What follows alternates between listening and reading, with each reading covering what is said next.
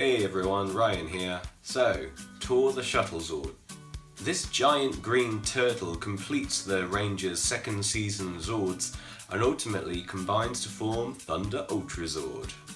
My brother got this in the Christmas of 1995, and together with my White Tigerzord and our shared Thunder Megazord, we finally had every component we needed to form the second Mighty Morphin Ultrazord. Somewhat funny now, when we used to have it on display in the window, the rolling wheels underneath the feet used to kind of slip forward sometimes, causing the whole unit to crash off the edge, and that's why our Thunder Sled has got cracked wheels and stuff. Also along the way we lost quite a few of the golden chrome pieces which lined the tortoise shell, and also somehow both of the horns that came with it. The horn does not snap in very effectively, it's such a tiny piece. It's not vital to the transformation by any means, but it does provide an aesthetic which I really feel is missing when you don't have it. If you have a look on eBay, you'll notice that many people's second-hand tours don't have the horn. Plus our original toy got discoloured from being in the window. All of this led to me trying to pick up a second version on eBay that actually included the horn. Unfortunately, by the time it arrived, the horn was missing.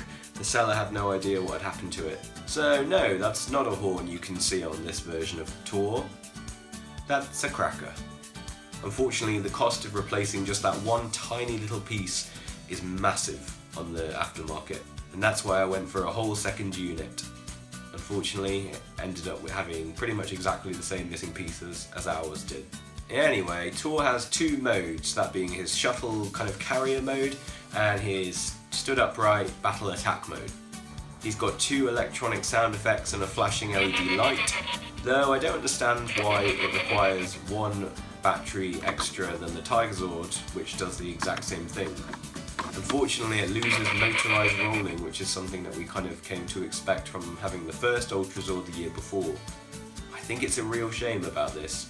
The final combination is just calling out for being able to roll forwards automatically without having to be pushed at least. Only being able to roll it really feels like a setback from the first season Zords. Where it does gain is in its much taller stature. This thing is a real beast compared to the first Ultrazord. Where I think it goes wrong is that you don't actually gain anything for the original Zords. Perhaps we were spoiled by the original Ultrazord giving a kind of variation on the Mega Dragon Zord mode, giving it claws and that different chest piece. It looked like a more kind of souped up, more powerful version. It was actually able to combine with the Ultrazord in an efficient, effective way. Flash forward a year, and unfortunately all this is doing is kind of hiding inside it and resting on top of it. The Tigerzord is hidden inside its shell, it might even be there now, who knows. Point is, it might as well not even be there. And the Thunder Assault team rest on top in their Thunder Sled mode. Ugh, nothing original there. I believe if it wasn't for the scale of this thing, it would be much more of a disappointment. And that's probably why it's not remembered as fondly as the original Ultrazord. I think most people's lasting memory of this thing from the show is when Serpentera tries to crush it, or when another monster flips it over and it can't get off its back without assistance. For saying this thing was meant to be an Ultrazord, it was shown to be much weaker than Titanus ever was. In terms of posability, you should be so lucky. Well, that's not completely true. Its neck does pivot up and down, and the turtle mouth does open and close, so that's about on par with what Titanus did. In terms of stickers, once again they're total variations on Japan. The top of the turtle has these red sort of hexagonal outlines, which on the show and on the Japanese version were silver. Then on the back you've obviously got two lightning bolts, which sort of look like the fins on an aeroplane, or a race car spoiler. But thankfully, the lightning bolts this time are not quite as obvious as they have been on other Zords. Phew. Because of all the moulded detail on this thing, which I'm not knocking, is a great thing, it's a dust magnet. It's taken quite some time today to get ready for filming. In the show, the turtle would be a precursor to its warrior mode, where it stands up, kind of gets a face that means more business, using the cannons as sort of weaponized fingers, a bit like what the Dragon Zord used to have. It could blast enemies out of the way. In this mode, either the Red Dragon or the White Tigerzord could jump inside to recharge and to shield from the monster. While it's great that both toys fit in, and to be fair I imagine quite a lot of the newer, smaller scale Megazords will fit in just fine as well, they do kind of rattle about in there, so if you're throwing your Tor around then know that there's not really any protection for it in there. In that sense it's very similar to the cab in Titanis, very much a one size fits all kind of thing. It's actually too shallow to accommodate a full deluxe Megazord from the 90s era, but certainly for these kind of intermediate tier warriors, it fits just fine.